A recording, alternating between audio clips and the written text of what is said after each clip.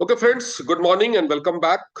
आज के सेशन में हम दोबारा से जानेंगे कि ये टीएन्स बायोटेक ग्रुप ने जो आज एक ब्रांड न्यू प्रोडक्ट, टीएन्स का नया product red yeast rice capsules, red yeast rice extract capsules कॉलेलेस के नाम से लॉन्च किया है।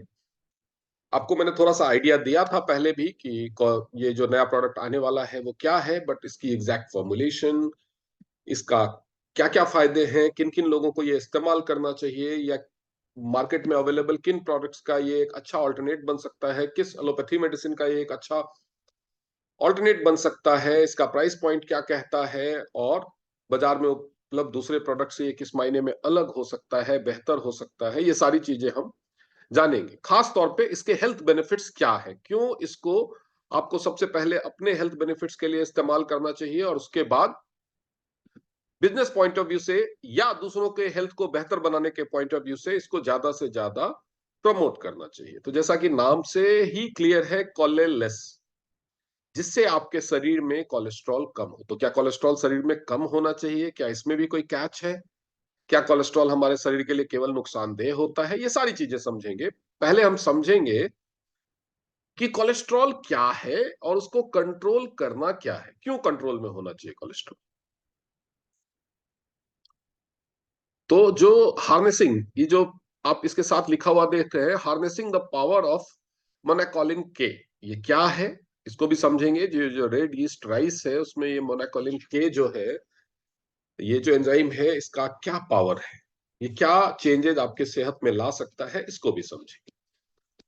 कोलेलेस, और जो इसका मेन एक्टिव इंग्रेडिएंट है इसका, इन कैप्सूल्स का, ये एक न्यूट्रास्यूटिकल सप्लीमेंट है जो टीएस बायोटेक ग्रुप ने आज ऑफिशियली इंडिया में लॉन्च किया है। और इसका जो मेन इंग्रेडिएंट है, एक्टिव इंग्रेडिएंट, वो रेड ईस्ट राइस एक्सट्रैक्ट। ये our vision to be a global leader in the health care ecosystem, our mission serving society by helping people live healthy and successful life.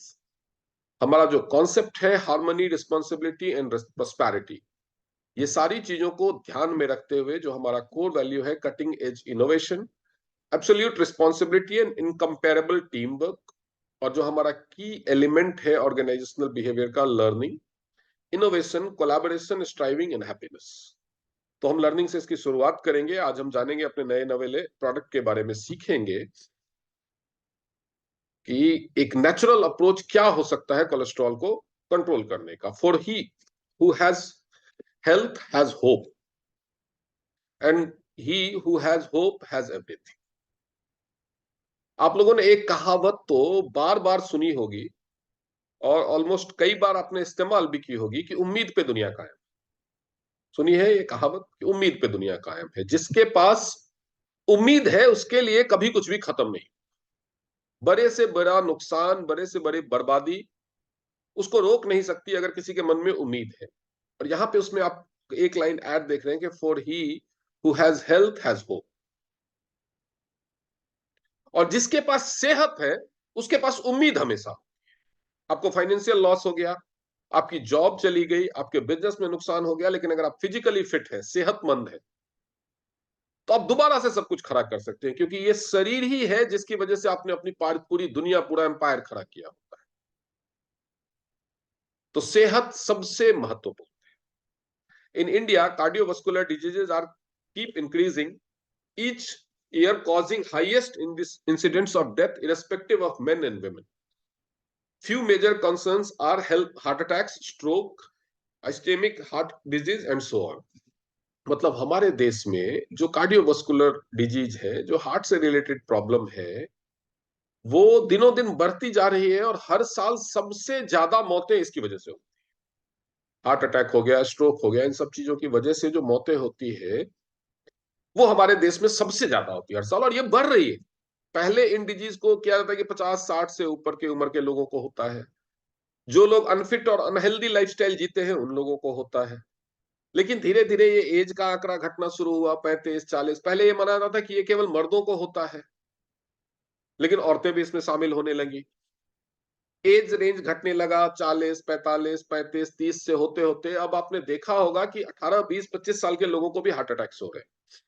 पहले की जैसा माना जाता था, जो बहुत ही सीडेंट्री लाइफस्टाइल जीते हैं, बहुत ही अनफिट लाइफस्टाइल, अनहेल्दी लाइफस्टाइल जीते हैं, उन लोगों को होता है, लेकिन आपने बहुत सारे इंसिडेंट्स रिसेंट टाइम में देखे होंगे जिसमें एकदम फिट, रेगुलर वर्कआउट करने वाले, जिम जाने वाले एथलीट टाइप लोग भी हार्ट अटैक के, सडन हार्ट अटैक के शिकार हुए।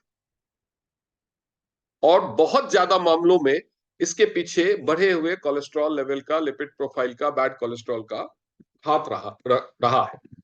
इसके पीछे एक स्टैटिस्टिक्स है, वो क्या कहता है वो देखिए। जब आप मां के पेट में, आपका कॉन्सेप्शन होता है, एक इंसान का कॉन्सेप्शन होता है, तो लगभग 3 हफ्ते में आपका जो हार्ट है उसकी फंक्शनैलिटी स्टार्ट हो जाती है, वो बीट करना स्टार्ट कर, एक वयस्क की मुट्ठी के साइज का ये होता है, और हमारी बॉडी का सबसे स्ट्रॉन्ग मसल होता है। आप बॉडी बिल्डिंग करते हुए लोगों को देखा होगा, बाइसेप्स, ट्राइसेप्स और six pack abs, thighs muscle, shoulder muscles, पता नहीं क्या क्या बनाते हो। इतना ज्यादा वर्कआउट करके आप मसल्स को स्ट्रांग बनाते हैं, लेकिन हार्ट का मसल फिर भी सबसे स्ट्रांग मसल है बॉडी। सोचिए, लाखों मील लंबी खून की धमनियां हैं हमारे शरीर में, वो ब्लड को इतने पावर के साथ पंप करता है कि पूरे शरीर में ब्लड सर्कुलेट हो जाता है। तो कितना स्ट्रांग ये मसल हो। If you live to be 70, your heart will have beaten 2.5 billion times. अगर आप 70 साल के करीब जीते हैं तो लगभग 2.5 बिलियन बार आपका हार्ट धड़कता है उतने में। 7.3 मिलियन डेथ्स, लगभग 73 लाख मौतें हार्ट अटैक से होती है। Over 17.5 million deaths each year are caused by CVD. 6.2 million deaths जो सेरेब्रोवास्कुलर डिजीज होती है, स्ट्रोक, उसकी वजह से होती है। और इन सब के पीछे कहीं ना कहीं लिपिड का बढ़ना, हाइपरलिपिडेमिया, कोलेस्ट्रॉल का बढ़ना, ये होता। This makes CVD the number 1 cause of death in the world today. CVD मतलब वो सीवीडी डीवीडी सीडी वाला सीवीडी नहीं, कार्डियोवास्कुलर डिजीज। तो जो कार्डियोवास्कुलर डिजीजेज है, केवल हमारे देश के लिए नहीं, पूरे दुनिया के डेथ्स का सबसे बड़ा रीजन बन चुका है। आप लोग कोरोना से कितना डरते थे, कोरोना के लिए क्या क्या नहीं किया, लेकिन कोरोना कुल मिला के इतने लोगों को नहीं मार पाया जितना ये हर महीने मार। कोरोना अपने पूरे पीरियड में इतने लोगों को नहीं मार पाया जितना ये हर महीने मार देता है पूरे दुनिया। जो 3 तरह से मौतें होती है आप देख सकते हैं, 17, 7, 24, 36, लगभग 31 मिलियन। तो ये बहुत ही सीरियसली लेने की चीज है, और हम दूसरे बीमारियों को बोलते रहते हैं कि डायबिटीज सबसे बड़ी बीमारी है, ये सबसे बड़ी बीमारी है। जो सीवीडी है, कार्डियोवास्कुलर डिजीजेज हैं, वो वर्ल्ड की सबसे ज्यादा कंसर्निंग और अलार्मिंग बीमारी, और जिस रेट से ये बढ़ रहा है, ऐसा लगता है कि आने वाले 10 सालों में कहीं ऐसा ना हो कि बच्चा कार्डियोवास्कुलर डिजीज के साथ ही पैदा होने लगे, जिस रेट से इसका एज रेंज भी घट रहा है। अब जो सीवीडी है या जो हार्ट डिजीजेज है, तो हम अगर नॉर्मल कॉमन लैंग्वेज में समझो, हार्ट डिजीजेज है, वो इंडिया में इसकी क्या कंडीशन है, इसके बारे में थोड़ा सा क्या फैक्ट्स है वो देख लेते हैं। 26% of Indian deaths are attributed to सीवीडीज।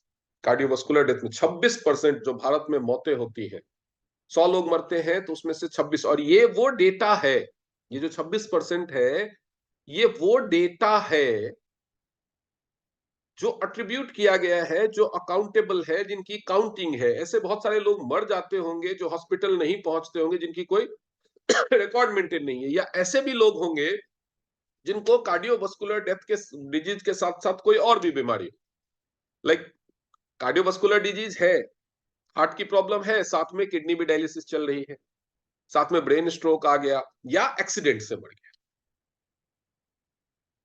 Accident से भी लाखों लोग मरते हैं, रोड ट्रैफिक एक्सीडेंट्स में हमारे देश में। उसमें से कुछ लोग ऐसे होते होंगे जो सीवीडी के से पीड़ित है, कार्डियोवास्कुलर डिजीज से पीड़ित है, लेकिन उनकी काउंटिंग किस में हो जाती है? एक्सीडेंटल डेथ में। उनकी काउंटिंग सीवीडी डेथ में नहीं होती है। तो ये बेसिकली 26% नहीं है, ये 32-33% से ऊपर है।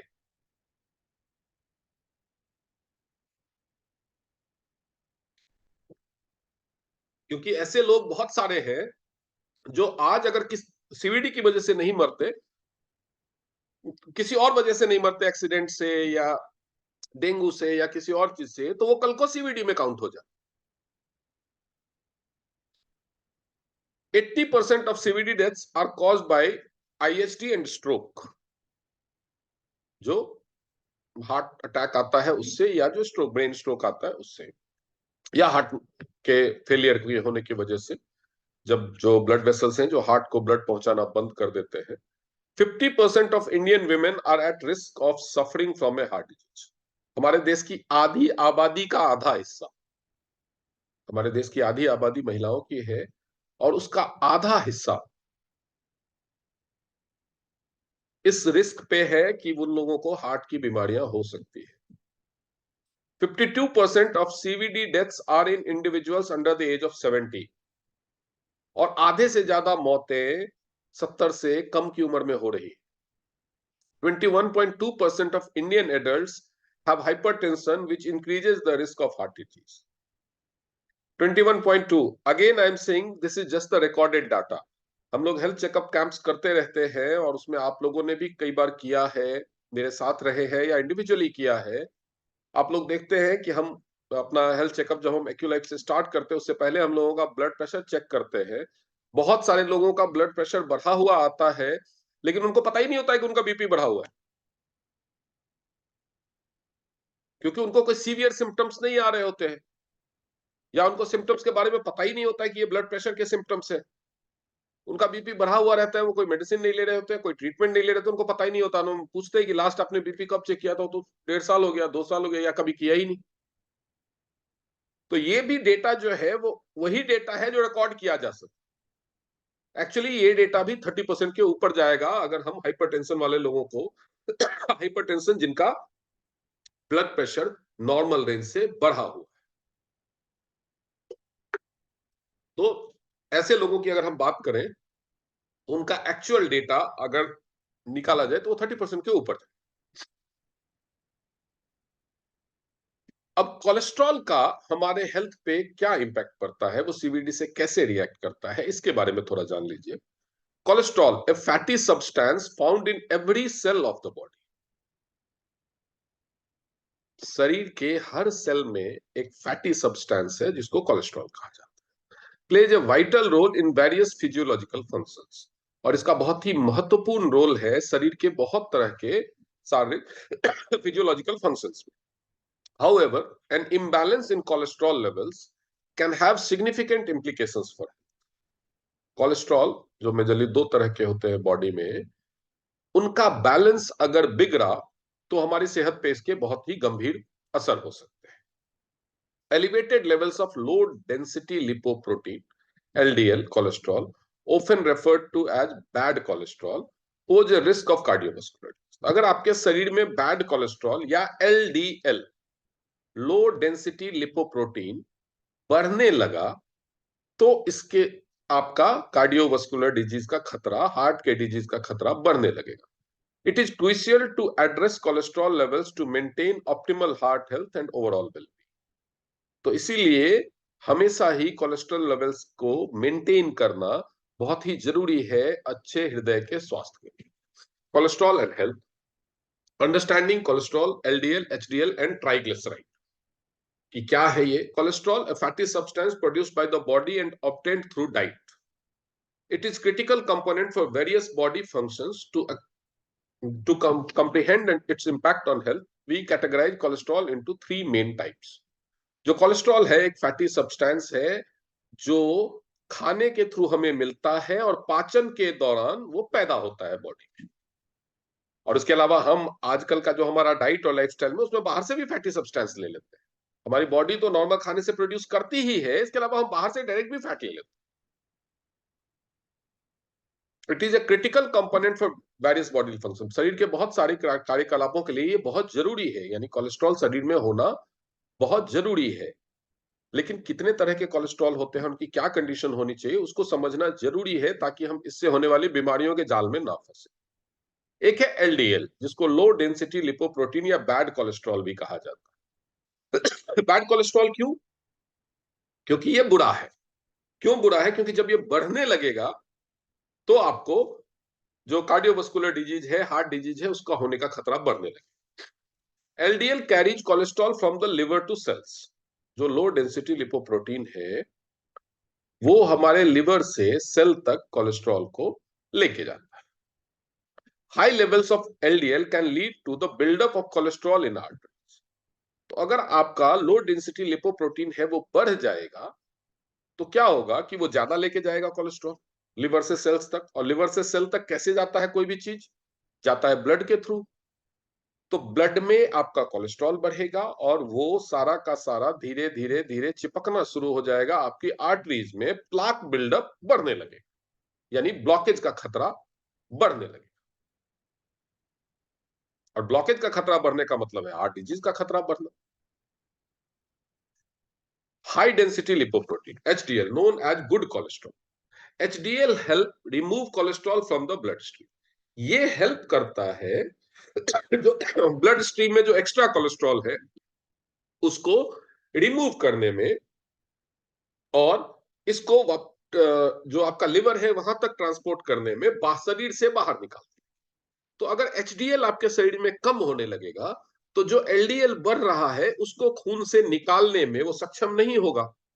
तो एलडीएल के बढ़ जो लो बैड कोलेस्ट्रॉल है अगर, यानी ये अच्छा है, ये आपका दोस्त है, और एलडीएल आपका दुश्मन है। तो अगर आपका दोस्त कमजोर पड़ने लगेगा तो ऑब्वियसली दुश्मन मजबूत होने लगेगा। Higher levels of HDL are associated with the lower risk of cardiovascular. यानी अगर आपका दोस्त मजबूत है तो आपके हार्ट डिजीज के खतरे कम होते रहे। अब एक तीसरा कंपोनेंट है ट्राइग्लिसराइड। ये एक तरह का लिपिड है, फैट है, जो हमारे खून में रहता है, खून में मिला, जिसको आप ब्लड कोलेस्ट्रॉल भी कह सकते हैं बोलचाल की भाषा में। बट इसका जो एक्चुअल नेम है उसको लिपिड के नाम से या ट्राइग्लिसराइड के नाम से जाना जाता है। अब ये करता क्या है? जब हम खाते हैं तो हमारी जो बॉडी है उसको बहुत सारे तरह के कैलोरीज मिलती है, जो एनर्जी मिलती है। लेकिन बहुत सारी चीजें हम जो खाते हैं उस एनर्जी को हम तुरंत तो इस्तेमाल नहीं कर लेते। कुछ हम, क्योंकि हम अभी खा रहे हैं तो हर घंटे तो नहीं खाते रहेंगे, लेकिन एनर्जी की जरूरत तो हमें हर घंटे में पड़ेगी। तो 2 घंटे बाद जो हमें एनर्जी, तो जो कैलोरी तुरंत यूटिलाइज नहीं होती, हमारे खाने से जो हमें कैलोरीज मिली उसमें से वो हिस्सा जो तुरंत यूटिलाइज नहीं होता उसको ट्राइग्लिसराइड में कन्वर्ट करती है हमारी बॉडी। बेसिकली जो हमारा लिवर स्टोर करता है, कैलोरी को स्टोर करता है फ्यूचर एनर्जी रिक्वायरमेंट्स के लिए ट्राइग्लिसराइड के फॉर्म में। तो जो ट्राइग्लिसराइड है वो हमारे फैट सेल्स में स्टोर होता है, और जब हमें एनर्जी की जरूरत पड़ती है वो इस्तेमाल होता है, वो बर्न होकर के कैलोरी से एनर्जी में कन्वर्ट होता है, इस्तेमाल होता है। उसके लिए कुछ हॉर्मोन्स बनते हैं, और दो खाने के बीच में जब हमारा एक खाना डाइजेस्ट होता है और तुरंत इस्तेमाल होने वाला कैलोरी जो इस्तेमाल हो जाता है उसके बाद भी हमें एनर्जी की जरूरत है, तो ये जो ट्राइग्लिसराइड है वो कुछ हॉर्मोन्स रिलीज होते हैं, और ये जो ट्राइग्लिसराइड है वो एनर्जी के रूप में कन्वर्ट हो। तो दैट इज ट्राइग्लिसराइड, जो हमारे बॉडी के फैट सेल्स में, खासतौर पे लिवर में स्टोर रहता है, और वो पूरी बॉडी में जो फैट सेल्स में ये स्टोर हो। अगर आपको एनर्जी की ज्यादा जरूरत नहीं पड़ती, एनर्जी की ज्यादा जरूरत नहीं पड़ती मतलब अगर आपका लाइफस्टाइल बड़ा ही सीडेंटरी है, आप फिजिकल एक्टिविटी ही नहीं करते, तो एनर्जी की जरूरत क्यों पड़ेगी? तो क्या होगा कि ये ट्राइग्लिसराइड जमा ही होता रहेगा, जमा ही होता रहेगा। फैट सेल्स इसको ब्रेक डाउन नहीं करेंगे तो फैट भी वही जमा था, फैट बर्न नहीं होगा। फैट बर्न नहीं होगा तो क्या होगा? बॉडी में फैट और ट्राइग्लिसराइड बढ़ना शुरू हो जाएगा, मोटापा आपका बढ़ना शुरू हो जाएगा। Importance of cholesterol management. Cholesterol को मैनेज करना क्यों जरूरी है? Cholesterol management is Paramount for maintaining optimal health and preventing cardiovascular disease. Cholesterol का जो एक्चुअल बैलेंस है उसको ऑप्टिमम तरीके पे, एकदम आइडियल ढंग से मेंटेन करना आपको हृदय से संबंधित बीमारियों से बचा के रखने के लिए बहुत जरूरी है। लेकिन हार्ट हेल्थ के अलावा इसके और भी रोल है, बॉडी में और भी रोल है। ब्रेन का function, cholesterol is essential for the formation of cell membrane. जो हमारे सेल होते हैं उसका जो बाहरी झिल्ली होता है उसके ऊपर, वो फैट सेल्स का बना होता है, कोलेस्ट्रॉल का बना होता है। तो वो बनाने के लिए जरूरी है कोलेस्ट्रॉल, जो ब्रेन में है उन सेल्स का। हार्मोन प्रोडक्शन, जो बहुत सारे हार्मोन है हमारे शरीर में, जैसे एस्ट्रोजन है, टेस्टोस्टेरोन है एंड विटामिन डी है। तो ये तीनों चीजों का जो प्रोसेसिंग और फंक्शनिंग है, तो cholesterol is a precursor to the synthesis, खास तौर पे जो गायनी हार्मोन, सेक्सुअल हार्मोन्स है, उन सब के लिए, और विटामिन डी। तो अगर ये कोलेस्ट्रॉल का बैलेंस खराब होगा शरीर में, तो क्या होगा? बहुत तरह के हार्मोनल इम्बैलेंस से होने वाली बीमारियां होने लगी, खास तौर पे फीमेल में ये बड़ा ही कॉमन। जितने भी हार्मोनल इम्बैलेंस है वो कहीं ना कहीं कोलेस्ट्रॉल के इम्बैलेंस से, वेट मैनेजमेंट से, लिपिड बढ़ने से, वजन बढ़ने से रिलेट करते हैं। इसीलिए जब फीमेल को हार्मोनल इम्बैलेंस हो जाता है तो उनको फिजिकल वर्कआउट बढ़ाने की सलाह दी जाती है, ताकि शरीर में कोलेस्ट्रॉल और लिपिड बैलेंस हो सके। और विटामिन डी, अगर आपके शरीर में हार्मोनल फंक्शन ठीक नहीं है तो विटामिन डी भी उससे अफेक्ट होता है, जिसकी वजह से आपकी हड्डियां भी कमजोर होने लगती। तो अगर आपका कोलेस्ट्रॉल का बैलेंस ठीक नहीं है तो आपको जोड़ों में दर्द, पैरों में दर्द, कमर दर्द, ये सब भी शुरू हो सकता है, क्योंकि आपकी हड्डियां कमजोर होने लगेगी। विटामिन डी आपके शरीर में मसल्स वीक होने लगेंगे। Digestive health, cholesterol aids in the production of bile acids in liver. जो फैट मेटाबॉलिज्म है उसके लिए हमारे लिवर में बाइल प्रोडक्शन होता है, और उस प्रोडक्शन में भी कोलेस्ट्रॉल अपना रोल निभाता है, उसमें मदद करता है। बाइल एसिड जो है हमारे जो लिवर में जो पित्त पैदा होता है उसके प्रोडक्शन, और जिसकी वजह से फैट्स का डाइजेशन होता है। तो अगर कोलेस्ट्रॉल का बैलेंस आपके शरीर में खराब होगा तो क्या होगा? कोलेस्ट्रॉल का बैलेंस खराब होते ही आपके शरीर में जो बाइल का प्रोडक्शन है वो इम्बैलेंस हो जाएगा, और आपके शरीर में जो फैट का डाइजेशन है, फैट का जो मेटाबॉलिज्म है वो बिगड़ जाएगा, और फिर आपको एसिडिटी की प्रॉब्लम शुरू हो सकती है, मोटापा बढ़ना शुरू हो सकता है। तो इसीलिए कोलेस्ट्रॉल का मैनेजमेंट केवल हार्ट हेल्थ के लिए नहीं, हार्मोनल बैलेंस के लिए, हड्डियों की मजबूती के लिए, पूरे शरीर के सेल्स इंक्लूडिंग ब्रेन सेल्स।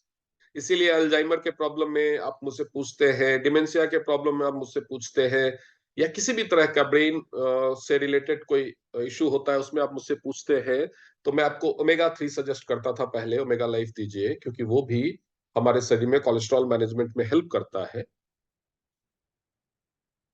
वो इसीलिए, और डाइजेस्टिव हेल्थ में भी इसका रोल है। जब भी किसी को पित्त से रिलेटेड प्रॉब्लम होती है, आप लोग सोचते होंगे कि आप मुझसे पूछते हैं कि गैल ब्लैडर में स्टोन है तो मैं क्यों आपको ओमेगा सजेस्ट कर दूं, तो ओमेगा 3 का रोल है इसमें। ठीक है।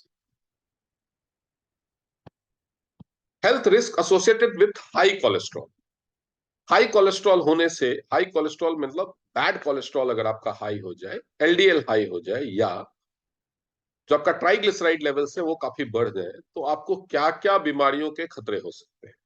Elevated levels of LDL cholesterol pose significant health risks, including atherosclerosis, यानी accumulation of cholesterol in जो आपका आर्ट्रियल वॉल्स है, मतलब आपके जो खून को बहले जाने, ट्रांसपोर्ट करने वाली जो धमनियां हैं, जो पाइप्स हैं, जो ट्यूब्स हैं, उसके अंदर वाली दीवार पे प्लाक बिल्डअप, उसकी परत, कोलेस्ट्रॉल की परत जमनी शुरू हो जाती है, और धीरे धीरे धीरे वो मोटी होकर के ब्लॉकेज कर देती है। प्लाक फॉर्मेशन एंड रिडक्शन, तो अगर आप किसी भी नाले में अगर दीवार पे जमनी शुरू हो जाएगी, तो जो रास्ता जो खून बहने के लिए इतना चौड़ा है वो धीरे धीरे धीरे धीरे धीरे कम होने लगेगा, तो ब्लड फ्लो रिड्यूस होगा।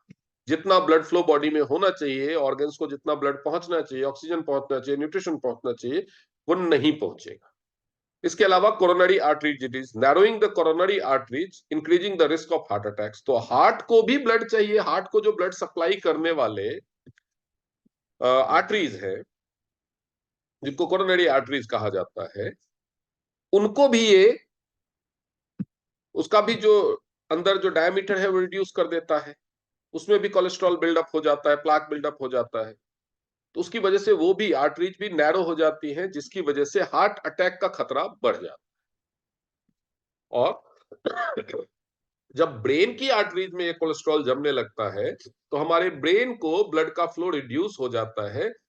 जब उस ब्लड वेसल्स में कोलेस्ट्रॉल बिल्डअप हो जाता है तो उसकी वजह से स्ट्रोक का, पक्षाघात का, ब्रेन हैमरेज का खतरा पैदा हो, यानी हार्ट अटैक,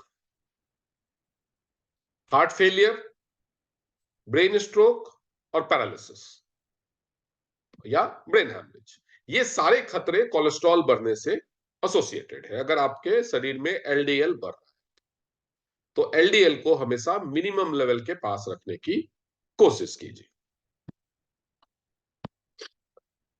इस बैलेंस के लिए कि आपका कोलेस्ट्रॉल और लिपिड प्रोफाइल ना बढ़े, लिपिड ब्लड में ना बढ़े, बैड कोलेस्ट्रॉल ना बढ़े, या अगर बढ़ गया है तो उसको कैसे कम किया जाए, उसके लिए बहुत तरह के मेडिसिन लोग खाते हैं, जिसमें से स्टैटिन ड्रग्स, जैसा कि मैंने पहले भी आपको बताया था, अटोरवास्टैटिन या बहुत तरह के नाम से वो आते हैं, स्टैटिन ड्रग्स या blood thinners.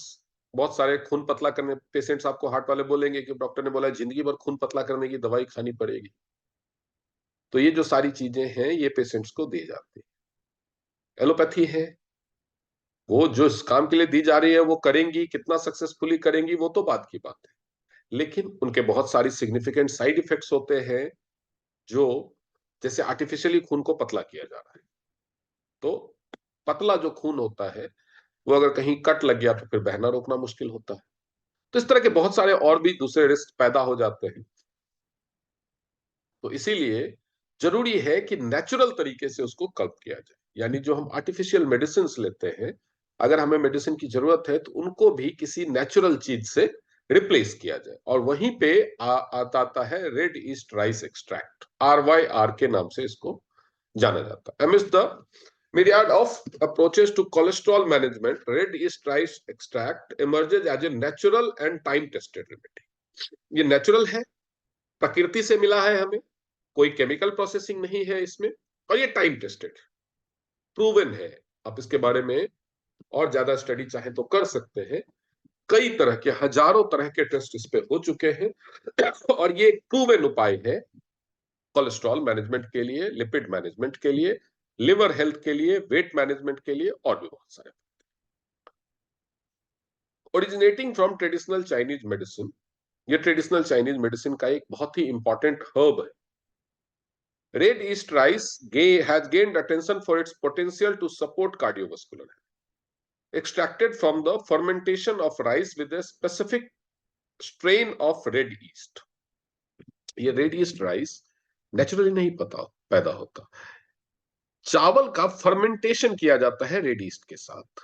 This natural supplement has become a popular choice for those seeking alternatives to conventional cholesterol lowering medications. तो जो लोग कोलेस्ट्रॉल घटाने के, खून को पतला करने के, हार्ट हेल्थ को प्रमोट करने के मेडिकेशन से जूझ रहे हैं सालों से, उनके लिए एक नेचुरल ऑल्टरनेटिव के तौर पे पूरे वर्ल्ड में उभरा है।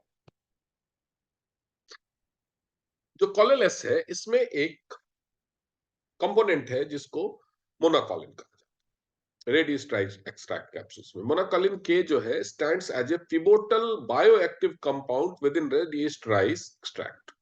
ये एक बायोएक्टिव कंपाउंड है जो रेड ईस्ट राइस में पाया जाता है, जिसका नाम है monacolin K, contributing significantly to its cholesterol loading properties. और इसी की वजह से इसमें कोलेस्ट्रॉल को कम करने की, बिल्कुल उस तरह से जिस तरह से स्टैटिन ड्रग्स करते हैं, ये गुण उसके अंदर ला देता है। केमिकली एकिन टू स्टैटिन्स, एकदम स्टैटिन के जैसा ही इसकी केमिकल प्रॉपर्टीज है। Pharmaceuticals prescribe for cholesterol control,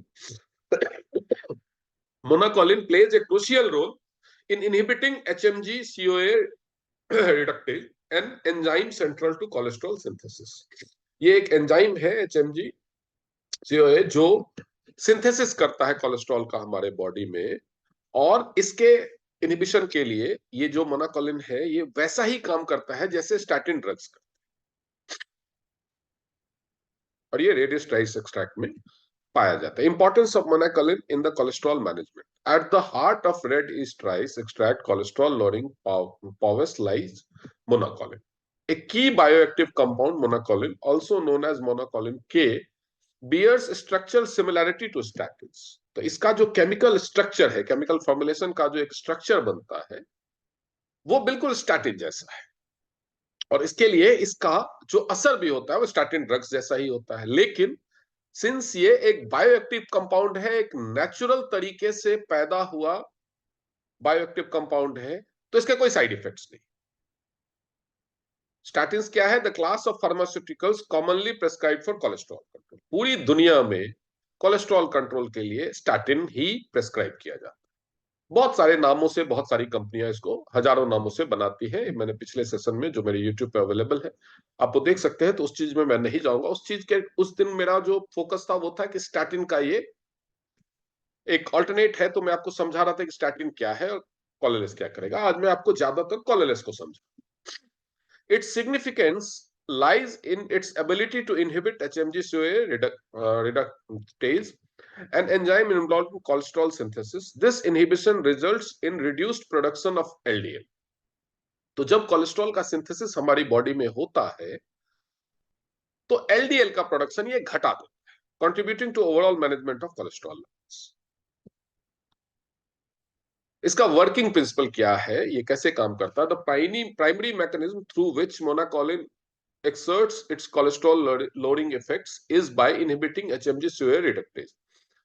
This enzyme serves as a key catalyst in the biosynthesis of cholesterol in the liver. तो जब लिवर में कोलेस्ट्रॉल का सिंथेसिस होता है तो ये क्या करता है? एलडीएल कोलेस्ट्रॉल के जो प्रोडक्शन है उसको रिड्यूस करता है।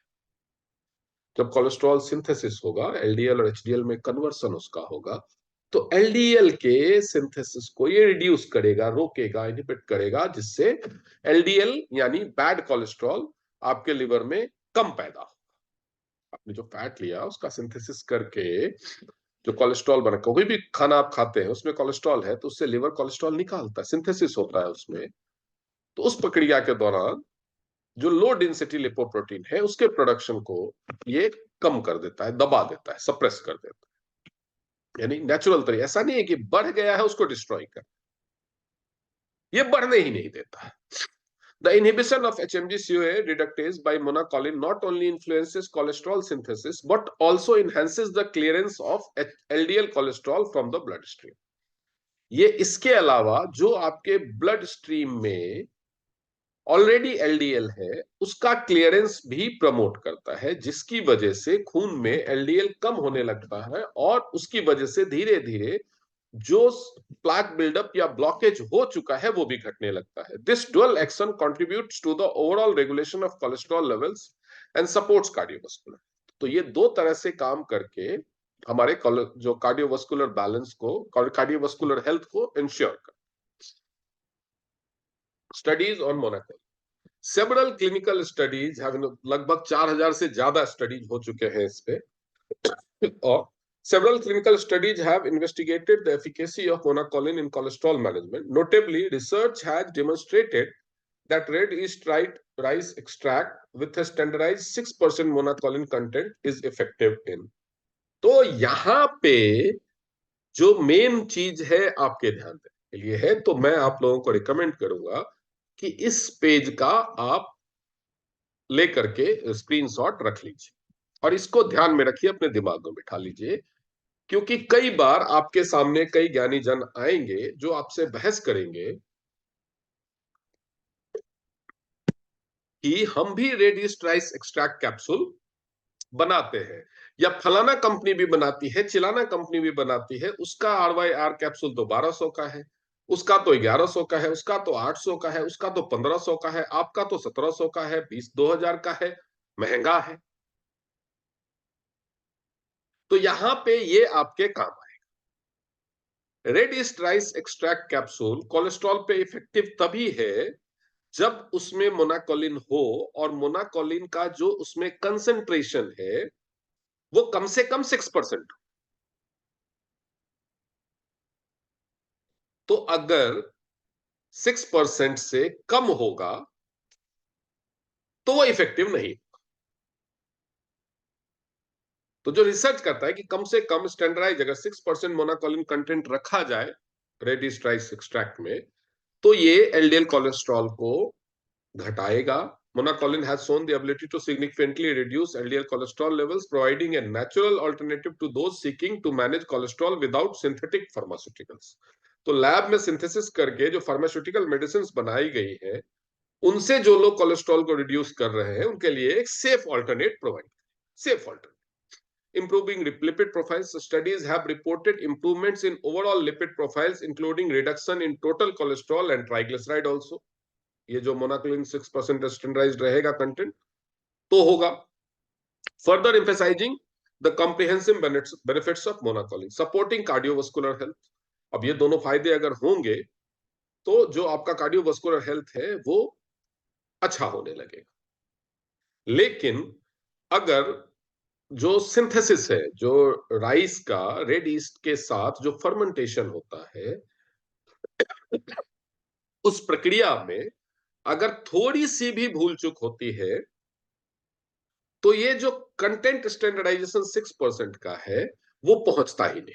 6% आपको वैसे सुनने में बहुत कम लग रहा होगा कि रेड ईस्ट राइस में 6% मोनाकोलिन है, लेकिन ये 6% स्टैंडर्ड 6% तक, यानी आप मान लीजिए बहुत सारे चावल है तो किसी में हो सकता है 5.5 हो तो किसी में 6.5 हो. तो ये स्टैंडर्डाइज 6% कंटेंट लेवल पहुंचने में 90% जो उसका फर्मेंटेशन प्रोसेस है उसमें वो फेल हो जाता है और बहुत मुश्किल होता है इसको 4% से ऊपर लेके. लेकिन ये इंफॉर्मेशन नॉर्मली किसी भी प्रोडक्ट के बॉटल, क्योंकि ये लिखना जरूरी नहीं है कि मोनाकोलिन उसमें कितना परसेंटेज है, तो इसीलिए जिन लोगों का फर्मेंटेशन लैब बहुत ही हाई लेवल का और बहुत ही एडवांस्ड इक्विपमेंट्स का वो सहारा नहीं लेते, उनका जो red yeast rice extract capsule है उसमें मोनाकोलिन का जो स्टैंडर्डाइज कंटेंट लेवल है वो 6% से कम रहता है और वो इतना इफेक्टिव नहीं होता कि वो स्टैटिन ड्रग्स का रिप्लेस. थोड़ा फायदा तो करेगा, ऐसा नहीं कि फायदा नहीं करेगा, लेकिन आप उसके दम पे ये केमिकल सिंथेसिस से बने हुए ड्रग को रिप्लेस कर सकें इतना इफेक्टिव नहीं. तो ये फर्क है मार्केट में मिलने वाले सस्ते दूसरे RYR एक्सट्रैक्ट कैप्सूल और टीएन्स के कॉलोनिस, क्योंकि ये पूरी तरह से इंश्योर किया जाता है कि इसके हर कैप्सूल में जो मोनाकोलिन का कंटेंट है वो 6% स्टैंडर्ड से ऊपर ही रहे. कॉलोनिस red yeast rice extract capsule. कॉलोनिस red yeast rice extract capsules are crafted through a meticulous formulation process. Meticulous, बहुत ही ध्यान से इस प्रोसेस को फॉर्मुलेट किया जाता है. क्यों? क्योंकि मोनाकोलिन कितना होना चाहिए वो मेजर करना बहुत इंपॉर्टेंट. अगर उससे कम रह गया तो ये आपका जो सप्लीमेंट है वो जितना असर करना चाहिए उसका 10% असर दिखाएगा, यानी 90% वो वेस्ट हो जाए. यानी जो मार्केट में मिलने वाले दूसरे हैं जिसमें 6% से कम रहता है, उनके 10 बॉटल के बराबर ये हमारा एक बॉटल काम करेगा. तो अब आप आराम से प्राइस कंपैरिजन कर सकते हैं. Red yeast rice extract capsules are crafted, इसीलिए इसमें मेड नहीं वर्ड यूज किया गया, क्राफ्टेड. ये एक तरह का क्राफ्टिंग है क्योंकि बहुत एक एक कैप्सूल के हेल्थ को ध्यान में रखा जाता है पैकिंग करने से पहले. Capsules are crafted through a meticulous formulation process that ensures the concentration of key bioactive compounds, particularly monacolin. कि हमने रेड ईस्ट राइस बनाया और 20-20 ग्राम सारे कैप्सूल में भर दिया, हो गया नहीं. हम जो कंपाउंड भर रहे हैं उसमें मोनाकोलिन का कंसंट्रेशन क्या है, that is separately check for each capsule. ये जो पॉइंट में समझाने की कोशिश कर रहा हूं, समझ में आ रहा है आप लोगों को? आज की ट्रेनिंग में कौन कौन था कि एक बार फिर से हाथ उठाइए जिसने कॉलरलेस की ट्रेनिंग आज पूरी देखी. कॉलरलेस की ट्रेनिंग उसने पूरी देखी हो गौर से. सुमन मैम आप बताइए. मैं उस समय चेकअप कर रहा था तो मैं ठीक से नहीं सुन पाया, तो क्या उसमें इस पॉइंट को अच्छे से समझाया गया था, एक्सप्लेन किया गया? नहीं सर, आज एक्चुअली उन्होंने ओवरऑल वेगली एक जल्दी से थॉरोली उन्होंने बताया. डिटेल उन्होंने बोला कि दूसरे दिन मैं सेशन लूंगा. मतलब एक एक पीडीएफ के एक एक पेज को उन्होंने अच्छे से नहीं समझाया. ओके, ठीक है, तो कोई बात नहीं, आज आप लोग समझ लीजिए.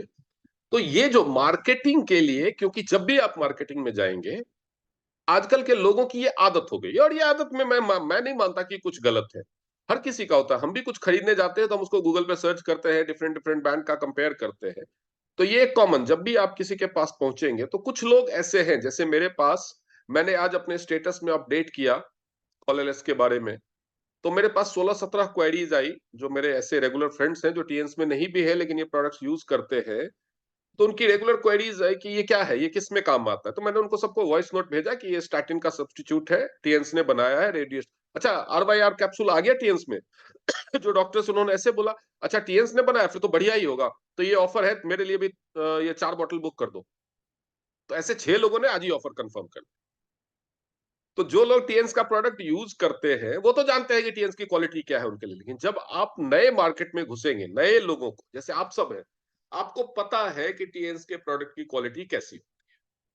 तो सवाल आपके लिए नहीं है, या जो लोग टीएंस के प्रोडक्ट्स इस्तेमाल कर चुके हैं उनके लिए नहीं है। लेकिन जब आप किसी नए बंदे को बताएंगे कि भाई ये क्या है, ये कॉलेलेस है, ये कोलेस्ट्रॉल को कंट्रोल करता है, इससे आपको स्टैटिन्स लेने की जरूरत नहीं पड़ेगी, तो बोले क्या है इसमें, आप बोलेंगे रेडियोस्टाइड एक्सट्रैक्ट है, तो वो कॉलरलेस नहीं ढूंढेगा, वो रेडियोस्टाइज्ड एक्सट्रैक्ट ढूंढेगा गूगल पे। उसको बहुत सारे ब्रांड मिल जाएंगे, डिफरेंट डिफरेंट प्राइस मिलेंगे। तो आपके सामने एक ऑब्वियस क्वेश्चन आएगा कि भाई तुम्हारा प्रोडक्ट इतना महंगा क्यों है, जैसे कि बाकी हर प्रोडक्ट के लिए आता है कि नहीं आता। तो आप पैड के बारे में एक्सप्लेन कर देते हैं कि हमारा प्रोडक्ट, हमारा पैड महंगा क्यों है, पेस्ट के बारे में, हर चीज के बारे में। तो यहाँ पे इस पर्टिकुलर प्रोडक्ट के बारे में भी ये जो पॉइंट है, ये समझना बहुत अच्छे से जरूरी है।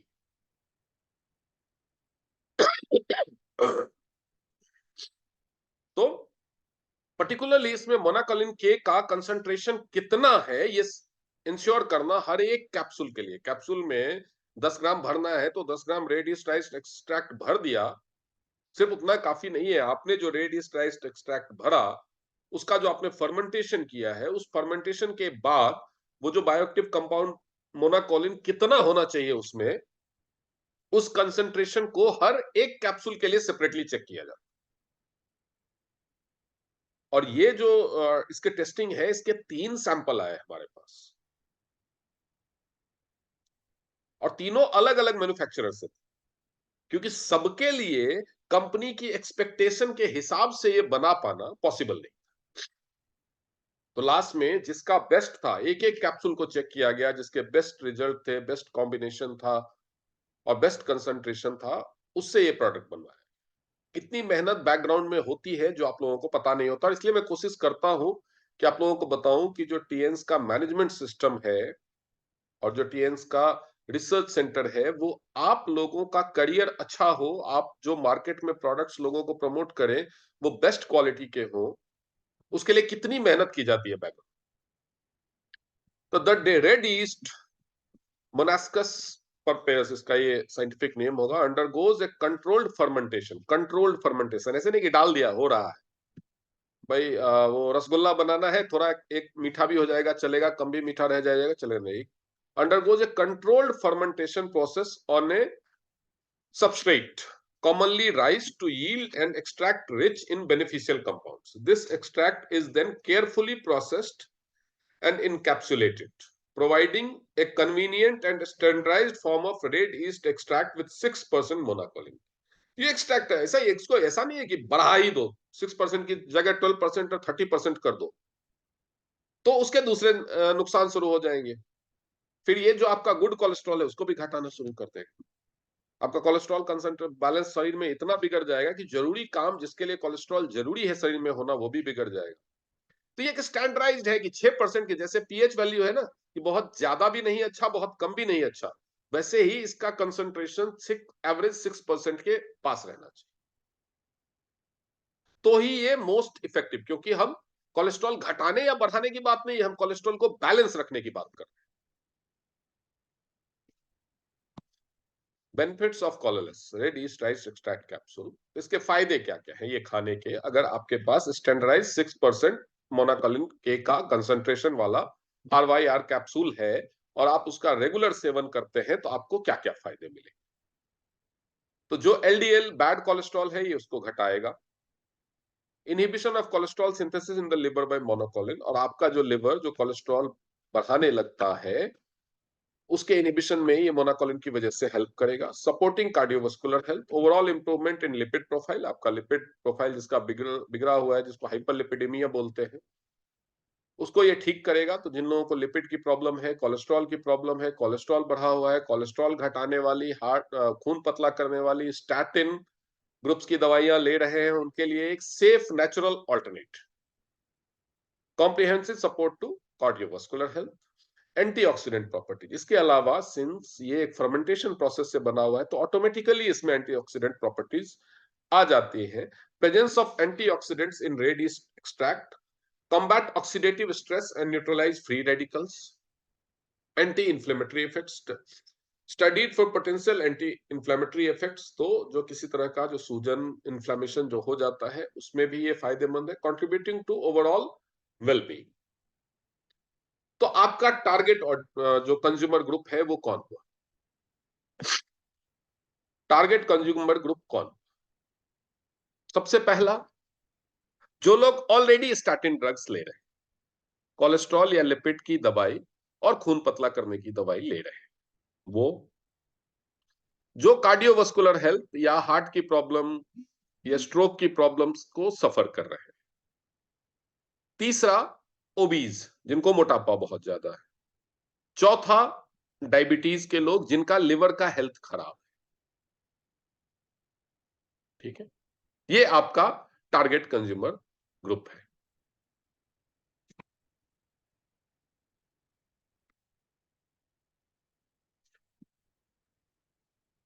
बेनिफिट्स ऑफ कोलोरेस, natural statin medicine effect. Natural तरीके से जो स्टैटिन ग्रुप के जो मेडिसिन हैं उसका इफेक्ट है। Red yeast rice extract contains monacolin which is equivalent to statin medicine as lovastatin, atorvastatin. बहुत सारे स्टैटिन ग्रुप के जो ड्रग्स, हजारों नाम है पूरे वर्ल्ड में, अलग अलग ब्रांड नेम से बिकते हैं। Balanced heart health, red yeast rice extract promotes HMG-CoA reductase inhibition action which promotes healthy cholesterol levels। Boost bone health, क्योंकि ये बहुत सारे हार्मोन और विटामिन डी के प्रोडक्शन के लिए भी हेल्प करता है, तो इसलिए आपका जो बोन हेल्थ को भी इंप्रूव करता है। It boost gene expression in BMP2 genes, it boosts gene expression in BMP2 genes which ultimately heals broken bones and adds to the bone density। It is a great supplement for broken bones as it enhances the mineral deposits। तो ये vitamin D के concentration को बढ़ा के bone के density को बढ़ाने में बहुत हेल्प करता है। तो ऐसे लोग जिनको हड्डियों से रिलेटेड प्रॉब्लम है, खास तौर पे जिनको आप बोलते हैं ऑस्टियोआर्थराइटिस या ऑस्टियोपोरोसिस, या जिनको फ्रैक्चर हुआ है, तो आपके पास जब कोई एक्सीडेंट फ्रैक्चर वाला पेशेंट आता है, उसको आप कैल्शियम HMB देते हैं, स्पाइरुलिना देते हैं, उसके साथ साथ ये भी दे दीजिए।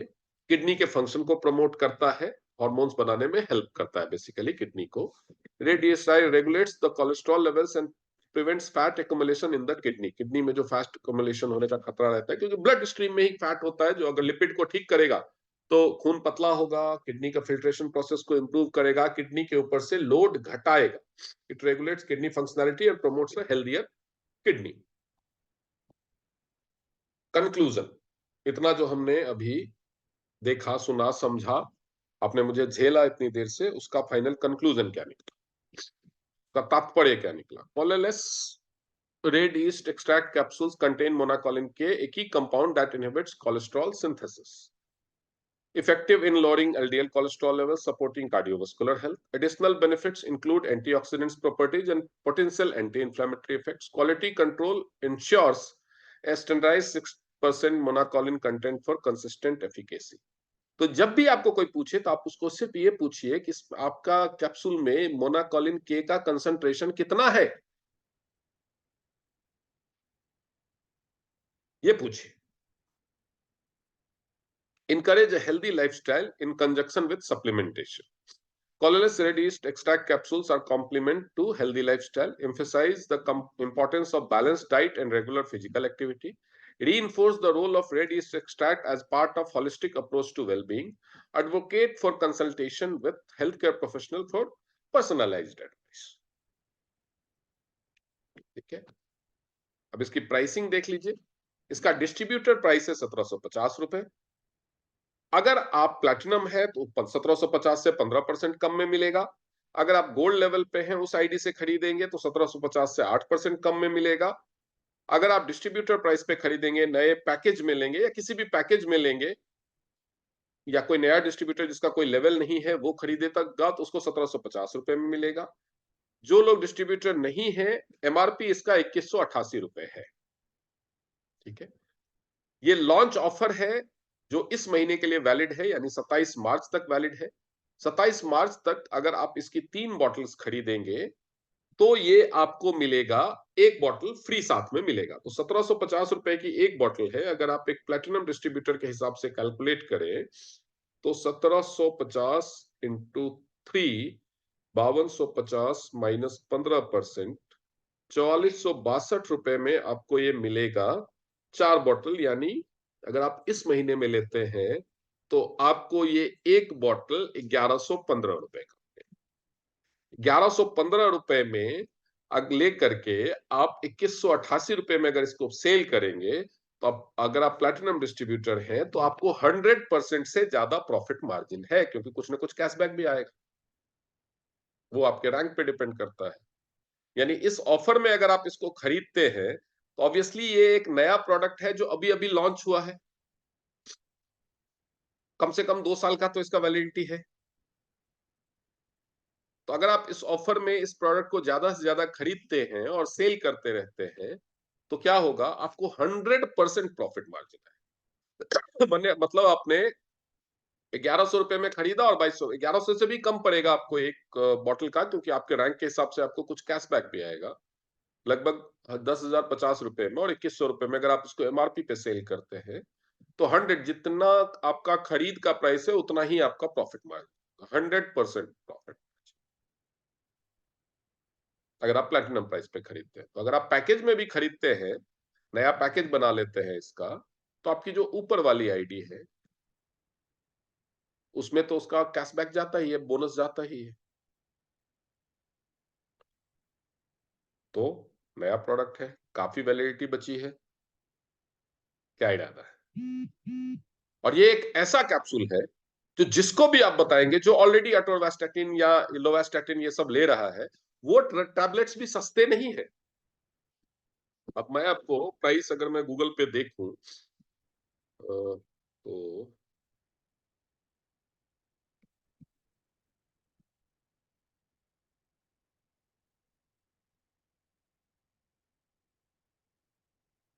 चलिए, पहले इससे पहले मैं रिकॉर्डिंग कंप्लीट कर लेता हूँ, क्योंकि जो मुझे ट्रेनिंग देनी थी वो तो खत्म हो गई।